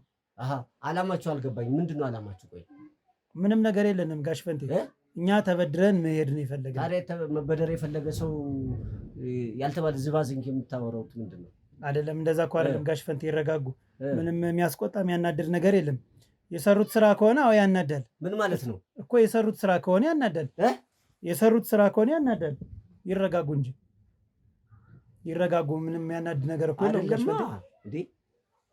ይረጋጉ እንጂ እኛ እኮ የመጣነ እየገባችሁኝ አይደለም። የመጣነበት ዋናው ምክንያት ነግሬዎታለሁ። የመጣችሁበት ዓላማ ሌላ ነው ወይስ ብድሩን ፈልጋችሁ ነው የመጣችሁት? እኛ ብድር ፈልገን የመጣነ፣ ግን እርስዎ ደግሞ እዚህ ደብድበው ያስወጡት በቴንዲኖ የተደበደበ ልጅ አለ አይደለም? የለም። ከእናንተ ህይወት ጋር ይሄ ምን አገናኘው? እኔ የማላውቀው ታሪክ ውስጥ ምንድን ነው የምትቀባጥሩት? የሚያውቁት ነው እንጂ የማያውቁትማ አይደለም ጋሽ ፈንቴ፣ ተው እንጂ። ምን ያገናኘዋል? ቸገረን ብላችሁ አይደል የመጣችሁት? አዎ ቸግሮን ነው። ታዲያ የምትፈልጉት ገንዘብ ነው አይደል? አዎ ገንዘብ ነው። መስራት ነው የምትፈልጉት? አዎ መነገድ ነው የምትፈልጉት? ትክክል ጋሽ ፈንቴ። ካርታ አለን ብላችኋል። አዎ ስለዚህ ምንድን ነው የምትፈልጉት አይደል? ገንዘቡን ወስዳችሁ ስራችሁን መስራት ነው የምትፈልጉት ወይስ ደግሞ ሰፈር ውስጥ ያለ ትርኪ ብርኪ ወሬ ነው ይዛችሁ? ትርኪ ምርኪ ወሬ አለን። በእርግጥም መተውታል። ስለ ልጁ ምን ይመለከታቸዋል ብለኛል እኮ አይደል? ስለ ልጁ ምን ይመለከታቸዋል ብላችሁ። ምን አገናኘው ከእናንተ ህይወት ጋር? እኮ ምን አገናኘው ማለት አላውቀውም አላሉኝም። ያውቁታል፣ ደብድበውታል። አይደለም ነው? ምን አገናኘው እንዴ? ምን አገናኘው አይበሉኝ እንጂ። የመጣበት ዓላማ ምንድን ነው? ምን ብለኝ ነው? ከበር ገና ረግጣችሁ ስትመጡ ምንድን ነው ያላችሁት? ልንበደር ነው ብለናል። ታዲያ አዘጋጀው። አዎ ተስማማን፣ ተነጋግረን አይደል? ብር ተነጋግረናል። ካርታውን ይዤ እመጣለሁ አለ። አዎ ይሄው የለም እስካሁን። ይሄው ይመጣል። ምን መኪና ውስጥ እኮ ነው ይዞ ሄደን ማየት አለብን አለ። አባቴ ፈቀዳላችሁ አይደል? አዎ ፈቀደ። ሌጋል ከሆናችሁ ሌጋል ናችሁ። ኢሌጋል ከሆናችሁና ህገወጥ ከሆናችሁ ደግሞ እናንተ በምትሄዱበት ርቀት እኛም እንሄዳለን። ሲጀመር እኛ ህገወጥ ከሆነ እርሶ ህገወጥ ነው የሚሆን እንዴ? ይረጋጉ እንጂ። ምን ማለት ነው? ምንድን ነው ይረጋጉ እንጂ? ምንም እኮ አላደረግንም። ምን አደረግነውት? አይ ግራ እየገባኝ ነው ያለው እኮ። ለዛ እኮ ነው። ምንም እኮ ግራ የሚገባ ነገር የለውም ጋሽ ፈንቴ። እንዴ ምን የሚያናድ ነገር እኮ ምንም እኮ አልተናገርንም። ከዚህ በላይ ምን ማለት ነው? ስለ ሰው ልጁን ታዲያ ደብድበውታል ጋሽ ፈንቴ። ታዲያ ምንድን ነው ከአንተ ህይወት ጋር ይሄ ምን አገናኘው ነው የምልህ? ይረጋጉ እንጂ ጋሽ ፈንቴ ይረጋጉ። ስነ ስርዓት ያዙ እንጂ ከአንተ ህይወት ይሄ ምን አገናኘው? ይሄ ከአንተ ህይወት ጋር ምን አገናኘው? ተኩሸመታለሁ ጋሽ ፈንቴ። ማንም እኔ ነው? አዎ ስነ ስርዓት ያዝ። ዘርማን ዘርህን ነው ማለት ስነ ስርዓት ያዝ። ዝም ብለህ ጋሽ ፈንቴ እረፍ። ስለ ተራ ሰው እያወራህ ስነ ስርዓት ያዝ። ጠጋ በል ዝም ብለህ ጋሽ ፈንቴ። ስነ ስርዓት ቁጭ በል ጋሽ ፈንቴ። ቁጭ በል ነው ቁጭ በል። ስነ ስርዓት ያዝ ወንዴ። ኤርሚ ስነ ስርዓት። እዚህ የምትፈነጭበት ነገር የለም ጋሽ ፈንቴ። ስነ ስርዓት ያዝ። ና አንተ የደረቴን ካሜራ ያዝልኝ። ስነ ስርዓት አትይዝም እንዴ? ምንድነው ቢታገር ሞከረ እንዴ? ሊደበድበኝ ነው እንጂ ምን ሊያወጣ እንደሆነ እንጂ ወደዚህ ይመጣል። ምን አስቀምጦ እንደሆነ እንጂ ፈትሸው፣ በደንብ አድርገህ ኤርሚ ፈትሸው። በኋላ ይቆጫችሁ። ለዚህ እኮ ነው ጥለን አንወጣም። አንሳውና ፈትሸው። ተነስ ዝም ብለህ አንተ በኋላ ይቆጫችሁ። እግርህን ነው በጥሽ የምትደልህ እንጂ ምንም ነገር አልያዝም። ይቆጫችኋል። በሱ በወንበሩ ምናምን ውስጥ ነው ይኸው ኤርሚ መፈጠራችሁ ነው የምጠሩት። ዝም በል አንተ። ተው ምን አለ በል የልጁን አፋንታ እጥፍ አድርጌ ነው እናንተ ላይ የሚወጣው። ዝም በል ወሬ ቺን ይወዳል። ቀና በል ነው ቀና በል። ምንድን ነው የምታወራ ያለው ጋሽ ፈንቴ? ደግሞ ጋሽ ብዬ እስካሁን ሳወራ አንተ ፈንቴ ወረደ። ስነ ስርዓት አትይዝም?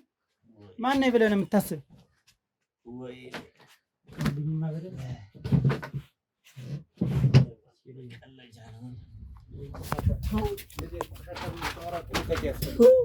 ቀና በል ዝም ብለህ አንተ።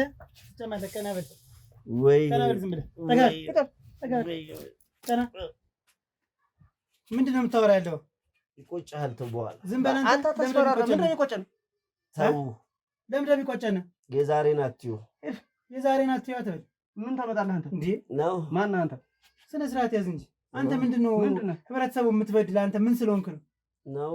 አራጣ ማበደል ራሱ ወንጀል እንደሆነ አታውቅም? ወራዳ ይህን ሁሉ ዶክሜንት አስቀምጠህ ምንድን ነው ከሰዎች ገንዘብ የምትቀበል? ማን ስለሆንክ ነው አንተ? ሌባ። ወይኔ ይላል ደግሞ ወይኔ ይጥፋል። ይሄ ሁሉ ዶክመንት ፋይል ይቀበል። ይሄ ሁሉ የሚያለቅስ ነው። ነገ ከነገ በኋላ እየመጣ የሚያለቅስ ሰው ነው። በህግ ትጠየቃታለህ። ቆሻሻ አንተ የህግ አካል ካጠገብ አድርገህ ስለሰራ ህግን እንትን የምትለው መስሎ ነው? ወራዳ ተንጣጣ እንጂ እንደቀደሙ በል አውራ እንጂ እንደቀደሙ ቀናለሁ። አይምሰላችሁ። ልታስፈራራት ሞክር። ልታስፈራራት ሞክር። በብርሃን ፍጥነት ምን ታደርገናለህ ነው? ምንድን ነው የምታደርገን? ቆይ ማን ስለሆንክ ነው አንተ እንደዚህ የምታደርግ? ንገረኝ። አምጣው እሱን ስልክ። የጊዜ እንጂ የሰው ጀግና የለው። አዎ አንተማ ጀግና ነኝ ብለህ ነው ሰው የምትደበድብ በፌሮ። የእናንተንም ጉድ አሳያቸዋል። አሳየን። ሴት ነኝ ቁጭ ብዬ ነው የምሸናው። ተሸናታለህ። በጥሽ እጥልልሃለሁ እግርህን። ሰው በምትወስደው ገንዘብ እንኳን ደህና ቤት እንኳን አትኖርም። እዚህ የሞተ ቤት ነው የምትኖረው። ህይወትህ እንኳን አመት የሰው ገንዘብ ሰው እያለቀሰ እንዴት ብሎ ነው አሁን ይሄ ሰው ተጠቅሞ የሚኖረው? እዚህ ቆርቆዘ እንዲሁ አታፍርም? ፈጣሪን አትፈራም እንዴ? በልሻውን አውራና ለመሆኑ ምን ያክል ዓመት ነው ይህን ስራ ትሰራ? ምን ያደርግልሃል? መገረፍ ትፈልጋለህ? እንደውም ትልቅ ሰው ዛሬ በጣም መግረፍ አምሮኛል። ምን ትልቅ ሰው ወራዳ ይሄ ተናገር። ምን ያክል ዓመት ነው ይህን ስራ ትሰራ? ረጅም ጊዜ ሽበት በሽበት የሆንክ እንደው ይህን ስራ ይሰራህ ደግሞ ትናደዳለህ አይደል? በመናደድ ነው ያመጣው። ይሄን ሁሉም ይመልሳል እንዴ? ምን አገባህ? ሽጠት በላይል አንተ የወሰድከው አይበዛም? ምን አናደደ? ሽጠት በላይል ያጠበትን በዛው ልክ። አሁን ይኸውልህ ምንድን ነው የምታጣ ደግሞ? ምንም አላጣህም። ይኸውልህ አጣርተን የመጣንበትን ጉዳይ እነግርሃለን። ካርታዋን ትመልሳለህ። ሌላ ትርኪ ምርኪ ዝርክርክ ወሬ አንፈልግም። እስኪ እንደው አንድ ሰፈር ሆነህ አንድ ቅያስ ነው የሚለያችሁ። አንድ ቅያስ ለይቷችሁ ሰውን የሰውን ልጅ ያክል ነገር የተከበረ የሰው ልጅ በዊልቸር ታስቀምጠዋለህ? በፌሮ 600 ሺህ ብር ማን ይሰጣል? 600 ሺህ ብር ማን ይሰጣል? እና ታዲያ 600 ሺህ ብር ለምን መጥቶ ጠየቀኝ ብለህ ነው እንደዛ የቀጠቀጥከው? እሺ ቢሞትብህስ? ኬት የእሱ እንደፈለገ ያጠፋውን ገንዘብ እኔ ከራሴ ልከፍል ነው? እና መመጣት አለበት ወይ? ብሩን አልከፍል ሲል ታዲያ አምጣ ሲል ምን ላድርገው? ደብድበህ ነው የምትወስደው? ሰው ገለህ ነው የምትወስደው? ካርታውን አምጣ አለ። አንተ ሌባ 600 ሺህ ብር ሰጣ። የ6 ሚሊዮን የ5 ሚሊዮን ብር ቤት ይዘህ ካርታ ይዘህ 600 ሺህ ብር ነው ወስዶ ትላለህ አይደል? 100 ሺህ ብር ታበድረኛለህ አንተ? ለምን አባክ ነው የማበድረህ? ማን አበዳሪ ያደረገህ አንተ? መንግስት አያውቅህ? ማን አንተ? ምንድነው አጋይ? አንተ የት አለ ንግድ ፍቃድሽ? ለማበደር ይህ ሰው ማበደር ይችላል የሚል ንግድ ፍቃድ አለ? እንትን ባንክ እንደሆነ አፍቴ ይሄ ሰው ያልሰማነው ባንክ እንደሆነ ባንክ ቤት ነን መሰለኝ። ባንክ ነው ምንድነው አንተ? ቆሻሻ አሁን እንዳንተ ምን ይዞ እንደሚመጣ እያየኸው አይደለ? ገንዘብ ማበደር ወይ ተናገር። እሺ አሁን 600 ሺህ ብር አንተ ትሰጠኛለህ ወይ አልከኝ። እኔን 600 ሺህ ብር ነው የወሰደ እና በጊዜ በ6 ወር ውስጥ አመጣለሁ ችግር የለውም አለ። ልስራበት አለኝ። እናቲቱ ካልፈቀደች ለምን ሰጠው? እኛን አባታችሁ ይምጣ አላልከንም? እና ፈቅዳለች አለኝ። እኔ ደግሞ በዛ ወደ ሌላ ቦታ የሚሄድበት ነበር፣ ቸኩዬ ነበረ። ፈቅዳለች አለ። በኋላ ላይ ግን እንዳልፈቀደች ነው የሰማሁት። ስትሰማ ለምንድን ነው የማትመልሰው? ምኑን መልሰው? ካርታውን። ብሩስ ማለት እና ብሩን ልትከፍል አድርገህ ብርን የወሰድከው 600 ሺህ ብር የተበደረ አይደል? አንተ ማን የሚሉ ወለድ አስከፋይ ነህ? ማን የሚሉ እንትን ባንክ ነህ አንተ? በወለድ ለ600 ሺህ ብር 1.5 2 ሚሊዮን ብር የምጠይቅ አንተ ማን የሚሉ ባንክ ነህ? 6 ወር ሙሉ የተጠቀመበት ገንዘብ ይጠቀምበት እና እኔ ከየት አመጣለሁ? ምንድነው ማን የሚሉ ፍቃድ አለ? ፍቃድ የሌለህ አንተ ይሄን ሁሉ ፐርሰንት ለማስከፈል ፍቃድ አለ? አታፍርም? አይን አይሰበርም? ይሄን ሁለት ፀጉር አብቅለህ ሌላ ምንድነው የመታህበት ምክንያት? እስኪ ንገረኝ። ቁጭ በል እስኪ ኤርሚ። ቆሻሻ ትገልቀመጥ ነው በል ተስማምቶ አይደል እንዴ? ሁለት ሰዎች በጋራ ከተግባቡ ከተስማሙ ታዲያ በቃ ለችግሩ ሰዓት ፈልገዋለሁ አለ። ለችግሩ መወጫ ሆነ እንዴ? ችግር የለውም። እኔ እንኳን እሱ ከዚህ በላይ መስጠት እችላለሁኝ፣ ብቻ ይችን ብር ብቻ ስጠኝ አለ። ይበልህ አንተ ምን ህጋዊ ፈቃድ አለህ ወይ? ባንክ ነህ? ማን ባንክ ነህ አንተ? አንተ ባንክ ነህ?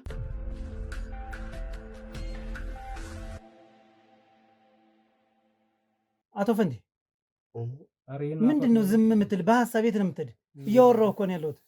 ተው ግን ተው። ምንድን ነው ተው? ኋላ ይቆጫችኋል። አሁን እንዲህ ስላሰራችሁኝ እንደዚህ ስላደረጋችሁ ማለት ነው ነገ መወጣት የማትችሉት አዘቅት ውስጥ ነው የምትገቡ። ይሁን እሱን ተው፣ አትምከረኝ። ችግር የለውም አትምከረኝ። እሱን ብያለሁ። ተጎዳ ያላችሁት ልጅ ማለት ነው ልክ እንደናንተ ነበረ። ያልተባለ ጎረምሳ ሰብስቦ ማለት ነው ለማስፈራራት ያልሞከረው ነገር የለም። አሁን እኛን እያስፈራራ ነው። ይሄው ተጠቅልሎ ቁጭ ብሏል። እኛም ነገ እንደዛ እንሆናለን። ይብሳል። እናንተ አሁን ይብሳል። እንደዛ ታስባለህ? ቆይ ጉልበት ስላለ ነው አንተ ታዲያ የምታደርግ? አንተ ለዋሳ አንተ ጉልበት ኑሮ ነው እየቀጠርክ ወይ በምንድን ነው ካልሆነ አሁን አንተ ሰው ትማታለህ ነው? ጉልበት ግን በቦክስ ቆይ ችግር የለውም ነው። ተው አንተ ግን ተው። እሺ አንተ ተስፈራራኝ። አጥፎስን ካሜራ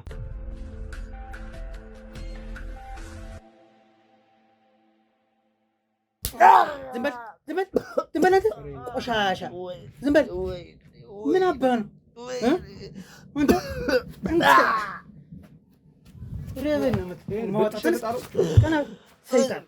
ይሄ ደግሞ በእጃችሁ ሰበብ እንዳይሆን ቆይ ምን አባ ነው? ቆይ ተው በእጃችሁ ሰበብ እንዳይሆን ምን አባ ነው? አምጣው እሱ መሳሪያ አምጣው። ዝም ብለህማ በጥሼ ነው የምጥልህ ዛሬ። ተናገረው ተናገር ቶሎ ሰማለህ። ወንድ እጅ ነው የወደቅሽ። እንደማንም ልፋጫም አይደለም ያገኘህ። ተናገር አንተ ተናገር ተናገር ተናገር። ምን አድርጎ ነው የደበደብከው? አልሰጥም ብሎኝ አልሰጥም ማለት አልሰጥም አይደለም ያለው ብር መጥቶ ስለጠየቀ ነው አይደል? ብር መጥቶ ስለጠየቀ ነው የደበደብከው አይደለም። ሌላ ሚስጥር ካርታውን የፈለገ አይደል? ምንድነው ሌላ ሚስጥር? ምንድነው ሌላ ሚስጥር? ቤተሰብ አጎቶቹና ክስቶቹ ማለት ነው። ከዛ በላይ ነገር አመቻችተውልኝ ማለት ደህና ክፍያ አልገባንም። አስረዳኝ። ምንድነው የእሱ አጎቶች ናቸው? እሺ ምን አይነት ክፍያ ያዘጋጁ? ፋይላቸው ስላለ ጭምር እዛው ላይ ስለዚህ እኛ እንጠቅልለው ለአንተ የሚያስፈልግን እንከፍልሃለን አሉኝ። ከዛ በኋላ ከአንተ መሆኑ እንዴት ማን ነገራቸው? እንዴት አወቁ? ልጁ የተንቀዠቀዠ ሲጀምር ብሩን ከሰጠሁት በኋላ ማለት ነው የተለያየ ቦታ ላይ መረጃ ተናግሯል። እናንተ ጋር ሁላ ደርሶ የለም። እሱ ምን ይናገራል? ሽባ አድርገው ስልክ ይዛ ቤታል ደግሞ አንዱ አራት እና ያዝልኝ እርሜ ያዝ በደንብ ነው መረጃ የምንወስድበት። እሺ ብዙ ፋይል አለው እንኳን ለስልኩ ያንተን ፋይል ዘግዝቄ እንደማስወጣው ተናገርሽ። አክስቶቹ ናቸው በቃ እኛ የሚያስፈልገው ነው 7.5 ድረስ እሰጥሃለሁ ብሎኝ በእናቱ በኩል ነው በአባቱ ብቻ አክስቶች እንደወሩ በአባቱም በዳቱ እሱን አላውቅም። ዞሮ ግን ይሄን እከፍላለሁ ሲሉ በቃ ስንት እንከፍላለን አሉ? 7.5 ሰጡኝ። ከዛ 100 ሺህ ብር የወሰድከውን ካርታ እሱ 100 ሺህ ብር ራሱ መመለስ አልቻለም። ከዛ ይሄን ሁለት ፀጉርህን ይዘህ ለገንዘብ ስትል ቀለልክ አይደል? ወስደህ የታል ካርታውን? የሰዎቹ ካርታ ሰጥቻቸዋለሁ። ለማን ይሰጣቸው? ራሳቸው ጋር ከፈሉኝ እኮ አልኩ። አሁን ስንት ነው ያስገቡልህ አንተ? 7.5 እኮ አልኩ። አስገብተውልህ አሁን 7.5? አዎ 6 ነው ለሱ የሰጠሁት። በቃ ይሄን ያህል ተደራደርን። በቃ አንተ ኃላፊነት ወሰዳሉ። እየመጣ ሲያስጨንቀኝ አስደበደቡ። ወራዳ አስቀጠቀጥከው? አዎ አስቀጠቀጥከው። ገደለው እንጂ ልጁ ማውራት እኮ አይችልም። ማውራት አይችልም። ዊልቸር ላይ ሂደን እኮ አሳዝኑን አንጀታችን በልቶን ነው የመጣው። ሽንት መቆጣጠር አይችል። ምንድን ነህ አንተ? ቆይ አሁን አንተ ልጅ የለህም? ትልቅ ሰው አይደለህም? ከግብረ አበሮቹ ጋር መጥቶ እኮ ነው ሲያስጨንቀኝ። ግብረ አበር ትላለህ። የሚያብር ውሸት። ብቻውን ነው የመጣ። ከሌላ ሰው ጋር ቢመጣ እነሱም ጨምሮ አይደበደቡ። አንተ ደግሞ ምንድን ነህ አንተ? ለምን ደምጣሽ? ጥሎት እዛ አገኘው ብቻውን ቀጠቀጥከው። ቢያንስ ገንዘቡን ወስደሃል። ትንሽ ርህራሄ ነው። የምትበለው ሆድ እኮ ነው የምትበለው ሆድ ታስገባለህ እንደ ጉዳር። አሁን የእሱ ነው ወደዚህ አቀና በል። ዝም ብለህ አንተ ቅሌታም ሽማግሌ ነው ወደዚህ። ስለዚህ አሁን 7.5 ነው የተቀበልክ ከአጎቶቹ ከአክስቶቹ 7.5 በማን አካውንት ነው የገባ? ያስገባልህ አካውንት አክስቲቱ ናት አጎትዬ? በወንድ ልጅ ነው ስሙ የገባው። ግን ያወራኋቸው በጋራ ነው። ሆቴል ላይ ያገኘኋቸው ተነጋገርን። እዛው እራት ፕሮግራም አደረግንና የተወሰነ ነገር እሱ በቃ ዝም ብሎ ለሱስም ለምንም ዝም ብሎ የሚያጠፋው ስለሆነ ባዳም ከሚወስደው እኛ ራሳችን ወሰደው አሉ። እናትዬ ናት ተሰማታ አኩስትና ደግሞ አንተ አፍርም ዘና ብሎ ነው የሚያወራው። አታፍርም? ከዛ ሸጥከው ቤት ወስደህ ሰጠው። ምን ያክል ዓመት ነው ይሄን ስራ ስትሰራ? ሲንገረን ረጅም ጊዜ ነው። ስንት ዓመት ይሆናል? 6-7 ያልፈኛል። 6-7 ይሆናል። የምትኖርበት ግን እንደዚህ ትርኪ ምርኪ ይሄን ሁሉ አሁን 6-7 ዓመት ምናምን እየሰራህ ገንዘብ ትወስዳለህ። እምቢ ያለህን ሰው ተጠቃሚ ትሆናለህ። ባልከፈለ እያልክ ጸሎት ታደርጋለህ። ትርፉ እሱ ይሄ ንብረት ይኖረዋል፣ ሌላ ንብረት ይኖረዋል። ትርፉ እሱ ነው። አልበረደልህም? አሁን ካሜራውን ላስጠፋው። ኧረ በቃ እኔ ሌላ ኬዝ ውስጥ አትክተቱኝ። እኔ ሲጀመር ማለት ነው እኔ ጦሳቸውንም አልችለውም። በቃ እነማን ታመጣለህ? ካርታውን ቆይ እስኪ እነማን? በቃ እናንተ እንደፈለጋችሁ አድርጉ። እኔ ሰላም ጦሳቸውን አልችለውም ያልከው እነማን ነው? ቅድም እኮ ነግሬሃለሁ። ብሩን ያስገቡልኝ። ጮክ ብለህ አውራኝ። ደግሞ እየተሰማኝ አይደለም። ብሩን ያስገቡ አክስቶቹ ጋር ማለት ነው። በጣም ከባድ ናቸው። በምንድን ነው ከባድ የሆኑ? በጣም በጥንቆላ የሚቻሉ አይደለም። እኔ ራሴ ብሩ ገባ አልገባ አላሳሰበኝም ነበር። እኔ ሰላም ነው የፈለኩት። እንዴት ማስገባታቸው ራሱን ይገርሞኛል። በጣም እንደ ኃይለኛ ናቸው በጣም። ሽንታም አንተ ታዲያ አንተ ነህ ታዲያ አሁን ቅድም እንደዛ ስደነፈ የነበረው ተው ምናምን እያልክ ስደነፈ የነበረው ፈሪ ስትደበድባቸው የነበር ታዲያ ለምንድን ነው? ሰው በቴ እንዲህ ነው አስመተህ የምትሰድ ጀግና አይደለህ? ምን አስፈራ? መተት ትፈራለህ? ሲወርድ ሲዋረድ የምንሰማው ነገር ትንሽ ይከብዳልና የእነሱ ቤተሰብ ነው። ስለዚህ የማይሆን ነገር ውስጥ ተጥማል ብዬ እንኳን እንዳልቀር ብዬ ነው። ለዛ ነው የሰዎችን ቤት ገበርከው ወስደህ እንደፈራኋቸው እነሱ። ስለዚህ አሁን ፈንቴ አዳምጠኝ። ቤቱን ሽጠሃል 7.5 ውል አለ። ውሉ አሁን ካንተ ጋር አለ። ሁሉ ሰጥቻለሁ። በጣም ጥሩ። እዛ ወረቀት አለ። ገላገልከን እግዚአብሔር ይስጥህ። እነሱን አልችላቸውም። ውል አለ። ከዛ ሲቀጥል ደግሞ ከልጁ ስትወስደው ውል አለ። አስፈርመዋል። ስለዚህ እኛንም ተደራድረህናል። ካርታ አምጦ ሰጣቸዋለሁ ብለሃል። የልጆችም አለ የሸጥክበትም አለ። አሁን የብዙ ሰዎችም እዚህ ፋይል አለ። በህግ ትጠየቃለህ። ትርስ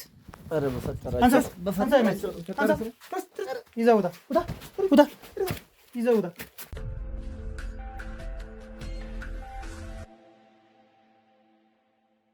እንግዲህ ተመልካቾቻችን የተፈጠረውን ነገር እንዳያችሁት ነው። ይሄ አራጣ አበዳሪ እንግዲህ ማንም አያዘኝም። እንግዲህ ለ6 ዓመትና እዛ በላይ ሰርቻለሁኝ። የህብረተሰቡን ገንዘብ እየቀማ ሲያስመርር ሲያስለቅስ የነበረ ሰው ነው። በህግ ይጠየቃል። ንግድ ፍቃድ የለውም። አራጣ የማበደር ስልጣንም የለውም። በገዛ ፍቃዱ ነው ይህን እያደረገ ያለው። ይሄ ደግሞ ትልቅ ወንጀል ነው። በዛ ላይ ደግሞ ህግ ያላወቀው ነገር የሰው ህይወት ለመጥፋት በጣም ቀላል ስለሆነ እባካችሁ አራጣ የምትበደሩም የምታበድሩም ሰዎች ከዚህ ድርጊታችሁ ተቆጠቡ። ምክንያቱም ላልተፈለገ ወንጀል ይዳርጋል። አራጣ አበዳሪውም መጥፎ ውሳኔ ይወስናል፣ ተበዳሪውም መጥፎ ውሳኔ ይወስናል። ያም የሚሆነው ምንድነው? ህግ በማያውቀው መልኩ አትበደሩ፣ አታበድሩ። ራሳችሁ ፈቅዳችሁ እስካልሰጣችሁ ድረስ ይሄ በእንደዚህ አይነት ነገር አታድርጉ። እንግዲህ ይሄ መዘዝ ስንት መዘዝ ይዞ እንደመጣ እንደምታዩት ነው። በዛ ላይ ደግሞ እነዚህ አክስትና አጎት ተብዮች የገዛ ወንድማቸውን ወይም ይህን ተደብድቦ የተቀመጠውን ማውራት የማይችለውን ልጅ የእሱን አባት በመተት ገለዋል። ይህን የሚያጣሩ ነገሮች ደግሞ የሚያመለክቱ ነገሮች ወደ እኛ መጥተዋል። ሰው ቀጥታ ከዚህ በኋላ የምንሄደው ምንድን ነው? አክስትና አጎት ወደሚባሉት ሰዎች እንሄዳለን። ሴትየቱም ጥቆማ ሰጣናለች መጀመሪያ። ከዛ በኋላ ደግሞ ይህ አራጣ አበዳሪው ፈንቴ የነገረን ነገር አለ። በጣም የታወቁ ናቸው በጥንቆላ በምናምን።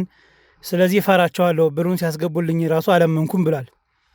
ሰው ምንድነው? እነዚህም ሰዎች በህግ መጠየቅ አለባቸው። ይህን ነገር ማንኛውም ሰው ላይ ማድረግ አይቻልም። ክልክል የሆነ ነውር የሆነ ነገር ስለሆነ በህግ የሚጠየቃሉ፣ በፈጣሪም ይጠየቃሉ። ስለዚህ ቀጥታ ወደ እነሱ የምንሄድ ይሆናል። ይህን ላሳውቃችሁ ብዬ ነው። ቀጣይ በሌላ ፕሮግራም እስከምንገናኝ ድረስ ሰላማችሁ ይብዛልኝ።